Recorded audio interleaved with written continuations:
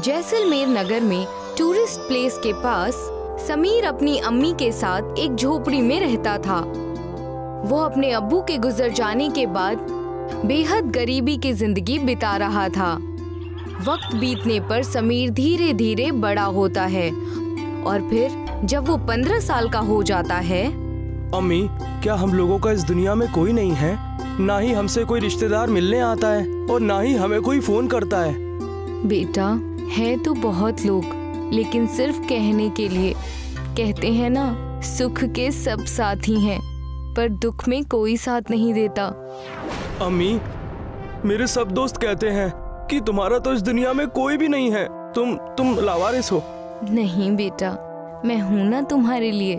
तुम परेशान मत हो, हमारे दिन जरूर बदलेंगे।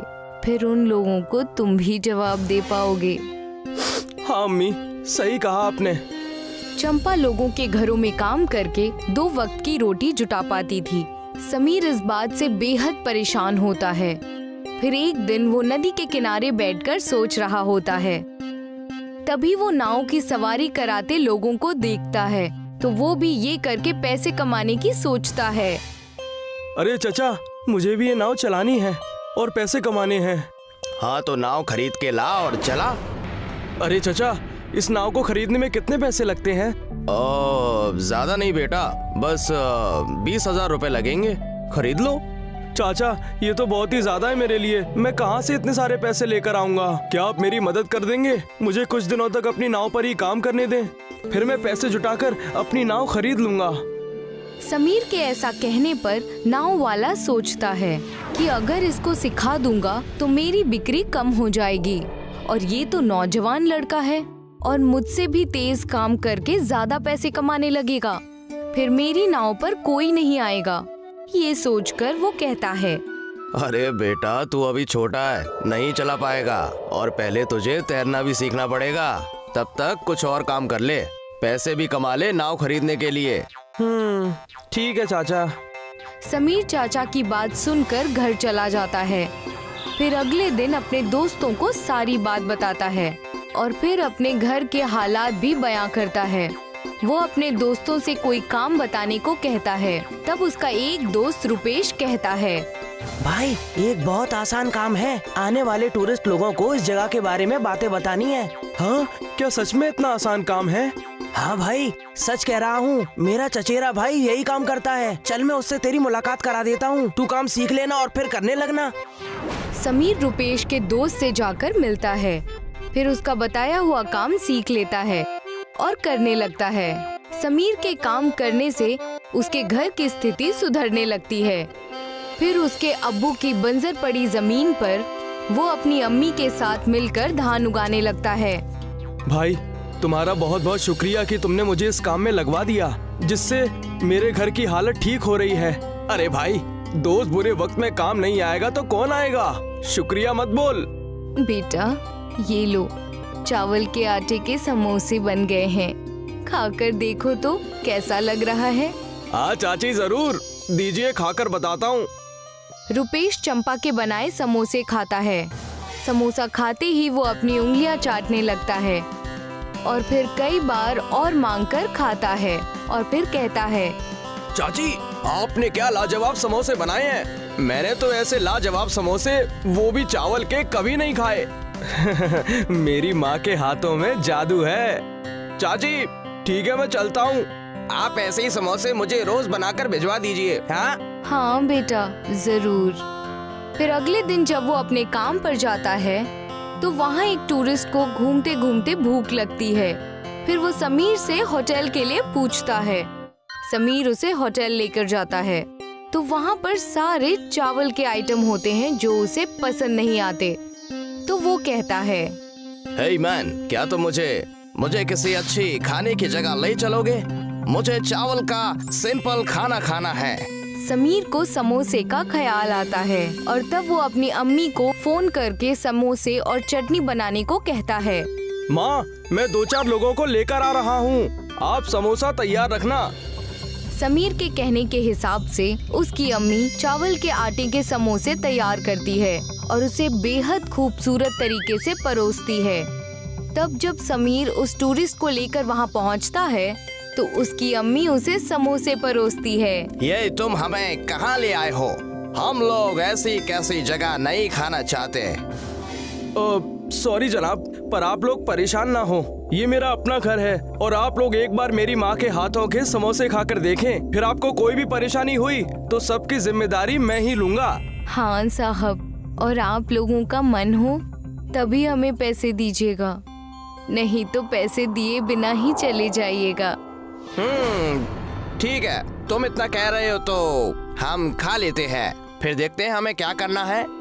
समीर और चंपा के कहने पर वो टूरिस्ट समोसे खाने लगते हैं और उसके साथ दी गई सरसों की चटनी और इमली की चटनी भी खाने लगते हैं। वो लोग समोसे खाकर बेहद खुश हो जाते हैं और फिर और समोसे मांगकर खाते हैं। वाह, क्या लाजवाब समोसे बने हैं। हाँ बिल्कुल, तुमने सच कहा। वो उसकी खूब तारीफ करते हैं और फिर समोसे की कीमत से ज्यादा पैसे देते हुए कहते हैं, तुम लोग इसकी दुकान खोल लो, बहुत ही अच्छी इनकम होगी। हाँ हाँ जरूर सर, जरूर ऐसा ही करेंगे। टूरिस्ट की कही गई बात को मानकर समीर और उसकी अम्मी मिलकर समोसे की दुकान खोल लेते हैं और उनकी दुकान बहुत जल्दी मशहूर हो जाती है। आसपास के लोग और टूरिस्ट को सबको समोसे बहुत पसंद आते हैं।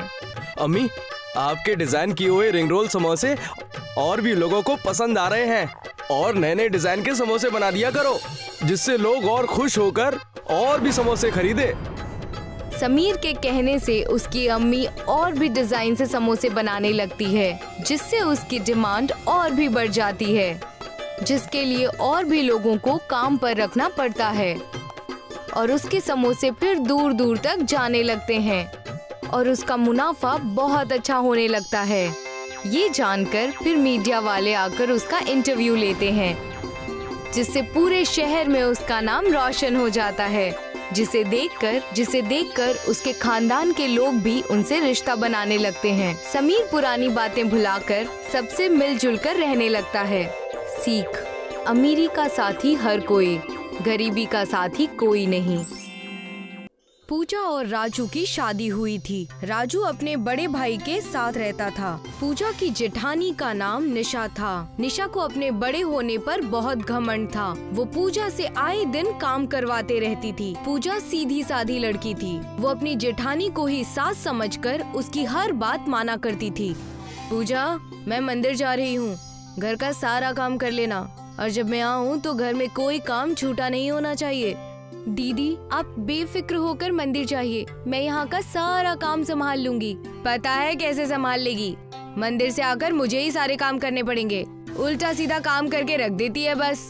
पूजा को निशा बहुत कुछ कह देती थी, लेकिन निशा कभी भी उसे पलटकर जवाब नहीं देती थी और जब खाना परोसने का वक्त होता तब निशा ही खाना परोसती थी। ये क्या कर रही हो? दीदी, इनके लिए खाना लगा रही हूँ। जा, तू देवर जी का मुंह हाथ धुला, खाना मैं लगाती हूँ। पूजा राजू के मुंह हाथ धुलवाने के लिए चली जाती है। अरे, साबुन तो रसोई में ही रह गया, मैं अभी लेकर आती हूँ। जल्दी लेकर आना, भूख बहुत तेज लग रही है। मेरे हाथ में बहुत गंदगी है, मुझे इसे अच्छे से धोना होगा। पूजा जब रसोई में जाती है तो उसकी नजर निशा रात की बची हुई रोटी और सब्जी राजू की थाली में लगा रही होती है। वो चाह कर भी कुछ नहीं कर पाती और साबुन लेकर वहाँ से चली जाती है। अरे क्या हुआ, तुम इतनी खोई खोई सी क्यों दिख रही हो? साबुन लेने गई थी तो वहाँ पर तुमने कुछ देख लिया क्या? कुछ नहीं, आप अंदर चलिए। पूजा राजू को अंदर ले जाती है। थोड़ी देर में निशा राजू के लिए खाना लेकर आती है। पूजा बेमन से उस थाली को पकड़ लेती है और राजू के सामने रख लेती है। जैसे ही राजू एक निवाला तोड़ता है तो पूजा उसके सामने से थाली हटा लेती है और राजू को सारी सच्चाई बताती है। मुझे तो अपने कानों पर यकीन ही नहीं हो रहा है कि भाभी मेरे साथ ऐसा कर सकती है। ये सब आपके काम न करने का नतीजा है। आप कोई काम नहीं करते हैं ना, इसलिए सब आपको इस घर में बोझ समझते हैं। आपको अपना कोई काम करना चाहिए। सच में पूजा, आजकल इंसान की अहमियत नहीं है, बस पैसों की अहमियत है। मैं आज से ही किसी काम की तलाश में निकलता हूँ। राजू काम की खोज में निकल जाता है, पर उसे कोई काम नहीं मिलता। जब वो थक हार कर घर आता है तो पूजा उससे कहती है, एक बार आपने पिज्जा बनाया था तो वो बेहद लाजवाब था। क्यों ना आप पिज्जा बनाने की दुकान खोल लें? आजकल लोगों को पिज्जा बेहद पसंद है। आपका काम बहुत चलेगा। वो सब तो ठीक है, मगर मेरे पास तो पिज्ज़ा बनाने की कोई मशीन नहीं है और वो बहुत महंगी आती है।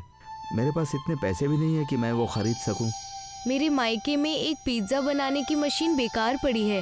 क्यों ना मैं उसे ले आऊं और आप उससे काम करना शुरू कर दें। पूजा अपने घर से वो मशीन तो ले आती है, लेकिन राजू का बनाया हुआ पिज्जा मार्केट में इतना नहीं बिकता, क्योंकि पिज्जा की और भी दुकानें होती हैं। वो परेशान होकर जब घर की ओर जा रहा था, तब उसे किसी का एक्सीडेंट होता हुआ नजर आता है। अरे ये गाड़ी तो इस भेलपुरी वाले को उड़ा देगी, इतनी तेज रफ्तार से उसकी तरफ जा रही है। राजू उस गाड़ी से पहले पहुंचकर उस भेलपुरी वाले को बचा लेता है। तुमने मेरी जान बचाकर मेरे ऊपर बहुत बड़ा एहसान किया है। अगर तुम्हें कुछ हो जाता तो? वैसे भी मेरे परिवार को कौन सा मेरी जान की पड़ी है। अगर कुछ हो भी जाता ना तो इससे कोई फर्क नहीं पड़ता। तुम इतने परेशान क्यों हो? तुम्हारे चेहरे पर तो बहुत मायूसी छाई है। रवि के बार बार पूछने पर रवि सारी कहानी बता देता है और रवि उसे एक पोटली देता है। ये क्या है? मेरे पास कुछ और तो नहीं है। मैं भी तुम्हारी तरह ही एक आम इंसान हूँ, मगर तुम ये भेलपुरी ले जाओ और अपने पिज्जा पर डाल देना। पिज्जा में भेलपुरी कौन डालता है भला? जैसा कह रहा हूँ वैसा करके देखना।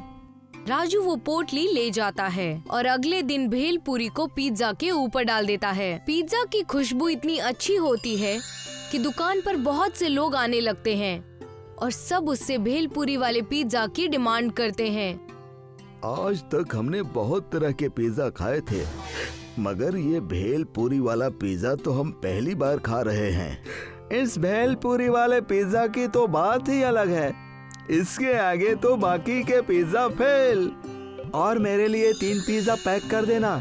रवि की दी हुई भेलपुरी से बना पिज्जा अपने ही आप में बढ़ते जाता है। उसने एक पिज्जा पर भेलपुरी लगाई थी, उसी से अनेक पिज्जा बनते जा रहे थे। ये तो सचमुच एक करिश्माई भेलपुरी पिज्जा है। मैं तो मजाक समझ रहा था कि रवि ने मुझे भला क्या दे दिया। अब तो हर कोई इस भेलपुरी पिज्जा का दीवाना हो चुका है और मेरा कारोबार भी बेहतरीन चल रहा है। राजू अब हर रोज अमीर होता जा रहा था। एक बार जब राजू और पूजा बात कर रहे थे तो निशा उनकी बात सुन लेती है। पूजा, अगर तुम सही वक्त पर मुझे काम करने के लिए नहीं भेजती और वो करिश्माई भेलपुरी मुझे नहीं मिलती तो आज हम यहाँ पर नहीं होते। हर औरत की यही इच्छा होती है कि उसका शौहर अपने पैरों पर खड़ा हो, किसी के आगे हाथ ना फैलाए। तो मैंने भी यही किया। अच्छा, तो ये बात है। इनके पास जादुई भेलपुरी पिज्जा है जिसकी वजह से ये इतना अमीर होते जा रहा है। मुझे वो भेलपुरी चुरानी होगी। मैं इन्हें अमीर होते हुए नहीं देख सकती। जब राजू और पूजा सो जाते हैं तो रात के अंधेरे में निशा वो जादुई भेलपुरी पिज्जा चुराने के लिए उनके घर आ जाती है और उस पिज्जा को ढूंढ लेती है। अब इन्हें तबाह होने से कोई नहीं रोक सकता। अब ये जादुई भेलपुरी पिज्जा मेरे हाथ लग गया है। वो जादुई भेलपुरी पिज्जा को जैसे ही हाथ लगाती है तो वो एक विशाल रूप धारण कर लेता है और निशा से लिपट जाता है और उसे कसता चला जाता है। अरे मेरा दम घुट रहा है। मुझे माफ कर दो, मैं तुम्हें हाथ तक नहीं लगाऊंगी। मैंने लालच में आकर तुम्हें पाना चाहा। मुझे माफ कर दो, मुझे माफ कर दो। निशा जैसे तैसे उस जादुई पिज्जा से जान छुड़ाकर वहाँ से भाग निकलती है। वहीं राजू और पूजा उस जादुई भेलपुरी पिज्जा की मदद से लोगों को फ्री में पिज्जा खिलाते हैं और लोगों की मदद करते हैं। वो बहुत से लोगों के लिए अस्पताल और यतीम खाना खोलते हैं। प्रीतमपुरा में मुन्ना पहलवान का ही दबदबा था। मुन्ना जिस्म से बड़ा और बर्ताव से जालिम था। उसे बेहद गुस्सा आता था। मुझसे बहस करेगा? तेरी ये मजाल, आज तुझे सबक सिखाता हूँ। और गुस्से में वो लोगों को मारता पीटता था और इसी वजह से सारे गांव वाले उससे खौफ खाते थे। और उसकी दूसरी बुरी आदत थी मुफ्त का खाना खाना। सुबह सुबह वो माधव की पूरी सब्जी के ठेले पर पहुंच जाता था। ओ माधव भाई, 5 प्लेट पूरी सब्जी दे दो। हाँ भाईजान, ला रहा हूँ। और सब्जी काफी मिकदार में देना, बहुत ही कंजूसी से देते हो। अरे शैतान, तू तन्हा ही आधी सब्जी खा जाता है बार बार मांग कर, और कहता है मैं कंजूसी से देता हूँ। मेरी कुव्वत में हो तो तेरी पूरी सब्जी में जहर मिला दूं। अरे आज इतनी देर क्यों लग रही है? आया भाईजान। माधव को न चाहकर भी मुन्ना पहलवान को मुफ्त में पूरी सब्जी देनी ही पड़ती थी, क्योंकि सारे गांव वालों की तरह वो भी मुन्ना पहलवान से खौफ खाता था। पूरी सब्जी खाने के बाद मुन्ना पहलवान समोसा खाने जोगी के समोसे के ठेले पर पहुंच जाता। अबे ओ जोगी, 10-12 समोसे दे चटनी के साथ। जी देता हूँ। अरे इस गधे का कुछ तो करना पड़ेगा, हर रोज मुफ्त का समोसा खाने आ जाता है। इसकी वजह से मेरा कितना नुकसान हो रहा है। हे भगवान, कोई तो तरकीब दे दो। अबे ओ जोगी, सुर्ख वाली चटनी भी दे दे। हाँ हाँ दे रहा हूँ। मुन्ना पहलवान सारे समोसे खाकर डकार मारकर वहां से निकल गया। लेकिन अब जोगी सोच में पड़ गया कि वो मुन्ना पहलवान से कैसे निजात पाएगा। जोगी माधव से मिलने उसकी दुकान पर गया। क्या हुआ भाई, आज तुम यहाँ? अब क्या बताऊं माधव भाईजान, मुन्ना पहलवान की मुफ्तखोरी से परेशान हूँ। अरे परेशान तो मैं भी हूँ, लेकिन क्या कर सकते हैं। मुन्ना पहलवान से भला कोई कुछ कह सकता है? वो बात बात पर गुस्सा हो जाता है और लोगों को पीटने लगता है। हाँ वो तो है, उसे ताकत से तो नहीं हराया जा सकता, लेकिन अक्ल से। अब तुम्हें ही कोई तरकीब निकालनी होगी जोगी। मेरी तो जिंदगी गुजर गई उस मुफ्तखोर को मुफ्त में खिलाते खिलाते। ठीक है भाईजान, मैं कुछ न कुछ सोच ही लूंगा। उस रोज से जोगी तरकीब ढूंढने लगा कि वो कैसे मुन्ना पहलवान से निजात पा सकता है। दिन रात स्टॉल पर काम करते करते हुए वो वही ख्याल में खोया रहता। एक रात की बात है, जोगी अपना स्टॉल बंद कर रहा था, तभी उसके पास एक ज़ईफ शख्स आया। बेटा समोसा है क्या? आखिरी 2 बचे हैं, ये लीजिए। कितने पैसे हुए बेटा? अब क्या पैसे लूं चचा जान, आखिरी 2 थे, आपके लिए मुफ्त थे। अच्छा, तुमने मेरा पेट भर के मेरी मदद की, तो अब मैं भी तुम्हारी मदद करूंगा। वो कैसे? ये लो जादुई पाउडर, इसे कल अपने समोसे में मिला देना और उसे समोसा खाने की आजमाइश देना। तुम खुद अपने बनाए हुए समोसे खाना, मुन्ना एक समोसा से ज्यादा खा ही नहीं पाएगा और वो हार जाएगा। हाँ, और फिर वो कभी भी मुफ्त का समोसा नहीं खाएगा। वाकई? हाँ। और फिर वो ज़ईफ शख्स गायब हो गया। जोगी काफी देर तक उस जादुई पाउडर को देखता रहा। अगली सुबह समोसा बनाते वक्त जोगी ने समोसे में वो पाउडर मिला दिया। अब आएगा मजा। और फिर जोगी हमेशा की तरह अपने समोसे बनाने लगा। रोज की तरह मुन्ना पहलवान पहले पूरी सब्जी के स्टॉल पर गया। वहाँ उसने 5 प्लेट पूरी सब्जी खाई और फिर समोसे खाने के लिए चल पड़ा। अबे ओ जोगी, 10-12 समोसे दे दे चटनी के साथ। भाईजान, आज तो मैं आपसे आजमाइश करना चाहता हूँ। आपसे ज्यादा समोसे मैं खा सकता हूँ। अरे ऐसा मुमकिन ही नहीं है। मुझे यकीन है कि मैं आपको समोसा खाने की आजमाइश में हरा दूंगा। अच्छा, तो चल हो जाए आजमाइश, पूरे गांव को बुला ले। ठीक है। अपने समोसे के स्टॉल के बाहर एक बेंच लगा दिया और उस बेंच पर 2 बड़े बड़े प्लेट में समोसे रख दिए। आज मैं और मुन्ना भाईजान दोनों समोसा खाने के मुकाबले में भाग लेंगे। अगर मुन्ना भाईजान जीते तो मैं ताउम्र उनके घर पर सुबह समोसे की सुपुर्दगी करूंगा, वो भी मुफ्त। और अगर जोगी जीता, जो कि मुमकिन नहीं है, तो मैं कभी भी मुफ्त का नहीं खाऊंगा।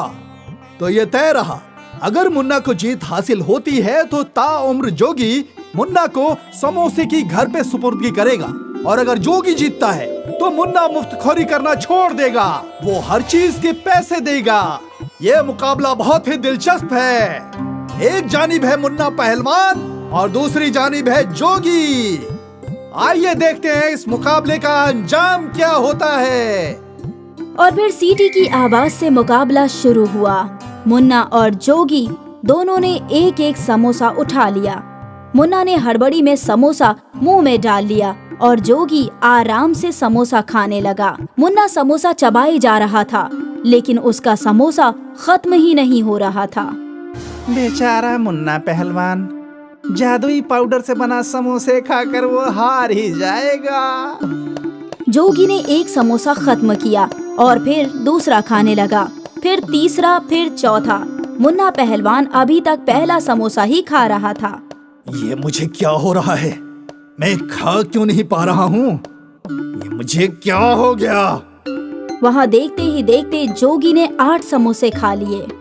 मालूम होता है मुन्ना पहलवान का पेट भरा हुआ है। वो तो एक भी समोसा नहीं खा पा रहे हैं। मुन्ना पहलवान ने उसे घूर कर देखा, लेकिन काफी वक्त से मुन्ना पहलवान से पहला समोसा ही खत्म नहीं हो पा रहा था। आखिर परेशान होकर मुन्ना बेंच पर से उठ गया। क्या हुआ मुन्ना भाईजान? मुन्ना की आंख, नाक और मुंह सब सुर्ख हो चुके थे। वो समोसा खत्म ही नहीं कर पा रहा था और फिर आखिरकार उसने वो समोसा थूक ही दिया। मैं अपनी हार कबूल करता हूँ। तो आज एक नामुमकिन जीत हासिल की है जोगी ने। जोगी ने 10 समोसे खा लिए और मुन्ना हार गया है। वो एक भी समोसा नहीं खा पाया। मुन्ना पहलवान इतनी बुरी तरह से हारेगा ये सोचा भी नहीं था। अरे ये कैसा पहलवान है? अरे भाई इससे बेहतर तो जोगी है। मुन्ना पहलवान के तो दिन भर गए। गांव वाले तरह तरह से मुन्ना पहलवान का मजाक उड़ा रहे थे और इस मर्तबा मुन्ना को सबकी बातें सुननी पड़ रही थी। मुन्ना पहलवान पहली मर्तबा मुकाबला हारा था। लानत है मुझ पर। मुन्ना अपना मुंह छुपाकर वहाँ से भाग निकला। सारे गांव वालों ने जोगी की बहुत तारीफ की। वाह जोगी, तुमने तो कमाल ही कर दिया। तुमने हम सब की परेशानी हल कर दी। और भाईजान, मुन्ना पहलवान ने तो मुंह की खाई है। लगता नहीं कि अब कोई गांव वाला उससे खौफ खाएगा। उस रोज से मुन्ना का दबदबा खत्म हो गया। अब गांव वाले उससे खौफजदा नहीं होते थे और ना ही वो मुफ्तखोर बनकर गांव वालों के ठेले से मुफ्त में खाया करता था। अरे माधव भाईजान, 3 प्लेट पूरी सब्जी दे दो और ये लो पैसे। देता हूँ मुन्ना भाईजान। मुन्ना की मुफ्तखोरी का खात्मा हुआ और ये सब जादुई पाउडर से बने जादुई समोसे की वजह से हुआ।